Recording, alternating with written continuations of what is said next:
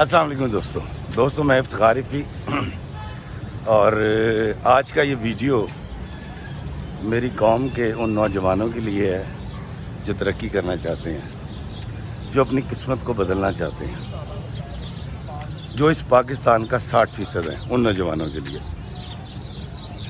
دوستوں، پرانے وقتوں کی بات ہے، ایک بادشاہ بہت بوڑھا ہو چکا تھا اور وہ چاہتا تھا کہ اس کے لیے ایک نیا محل تعمیر کیا جائے، لیکن وہ چاہتا تھا کہ وہ 1 سال میں تعمیر ہو۔ بہت سارے تعمیرات کے ماہر آئے، کسی نے 10 سال، کسی نے 5 سال مانگے اور چلے گئے۔ ایک شخص آیا جس کی عمر 40 سال تھی اور اس نے کہا بادشاہ سلامت، یہ محل میں 11 مہینے میں بنا دوں گا، آپ 12 مہینے کی بات کرتے ہیں۔ بادشاہ نے کہا کہ اگر تمہاری بات ثابت نہ ہوئی تو میں تمہاری گردن سر قلم کر دوں گا۔ اس نے کہا بادشاہ سلامت، آپ سر قلم کر دیجئے گا، لیکن میں آپ کو 11 مہینے میں محل بنا دوں گا۔ بادشاہ نے اس سے کہا کہ کام کا معاوضہ کیا ہوگا؟ اس نے کہا جی میں 1 نہیں 2 محل بناؤں گا، وہ محل میرا معاوضہ ہوگا، 1 محل آپ کا 1 میرا۔ بادشاہ نے کہا مجھے منظور ہے۔ اس 40 سالہ تعمیرات کے ماہر شخص کی مانگی ہوئی چیزیں، جگہ، سیمنٹ، بجری، ریت، مزدور اس کو جب دے دیے گئے، تب سے وقت شروع ہو گیا اور محل تعمیر ہونا شروع ہوا۔ اس نوجوان نے، اس 40 سالہ شخص نے وہ محل 9 مہینے میں بنا کر اس کی چابی بادشاہ کے حوالے کر دی۔ بادشاہ بہت خوش ہوا۔ بادشاہ نے اپنے دوستوں کو، احباب کو، عمرہ کو، شرفا کو، نوابین کو بلایا اور ایک بہت بڑی تقریب کا اہتمام کیا، اور اس تقریب کے اندر دوسرے محل کی چابی معاوضے کے طور پر اس کو دی اور لوگوں کو یہ بتایا کہ لوگوں دیکھو، اس شخص نے 11 مہینے کا کہا تھا لیکن 9 مہینے میں اس نے یہ محل تعمیر کر دیا۔ اس 40 سالہ شخص نے کہا بادشاہ سلامت، میں جان کی امان پاؤں تو ایک عرض کروں۔ بادشاہ نے کہا بتائیں۔ اس نے کہا جی میں نے یہ محل 9 مہینے میں نہیں بنایا۔ اس نے کہا کیا مطلب؟ کہتا جی جب میں چھوٹا سا تھا اور میرے باپ دادا بادشاہوں کے محل تعمیر کیا کرتے تھے تو میں ہمیشہ سوچتا تھا کہ ایک وقت آئے گا میں بھی اپنے لیے ایک محل بناؤں گا، اور جب میں نے یہ خواب دیکھا، یہ کہنا شروع کیا تھا، لوگوں نے مجھے بہت ڈیمورلائز کیا۔ میرے خاندان کے لوگ میرا مذاق اڑاتے تھے، میرے گاؤں کے لوگ مجھ پہ ہنستے تھے، تالیاں بجاتے تھے اور کہتے تھے یہ پاگل ہے۔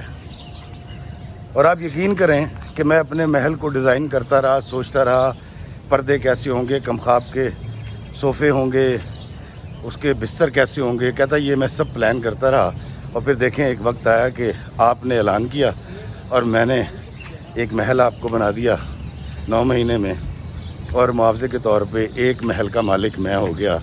لیکن جس محل کی چابی آپ نے مجھے دی ہے، یہ میں نے 40 سال میں بنایا ہے،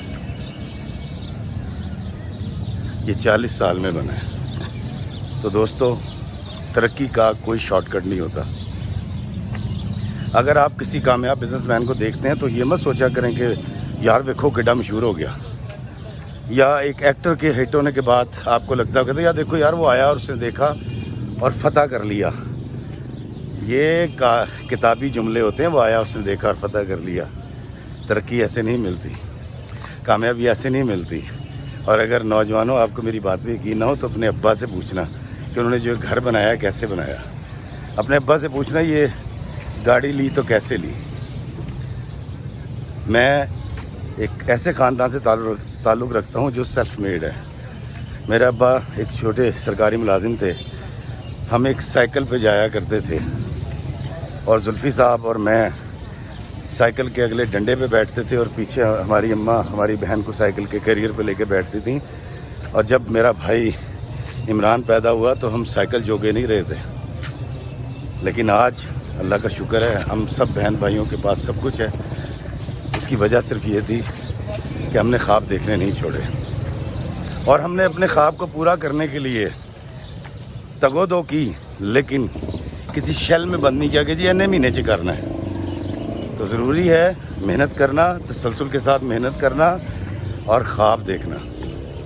میں اپنی قوم کے بچوں سے کہوں گا خواب دیکھنا کبھی مت چھوڑیے گا، اور یہ بھی یاد رکھیے گا کہ ترقی کا کوئی شارٹ کٹ نہیں ہوتا، اللہ آپ کے تمام خواب پورے کرے گا، آپ جیتیں گے، اللہ ہمیں آسانیاں عطا فرمائے اور آسانیاں تقسیم کرنے کا شرف عطا فرمائے، آمین۔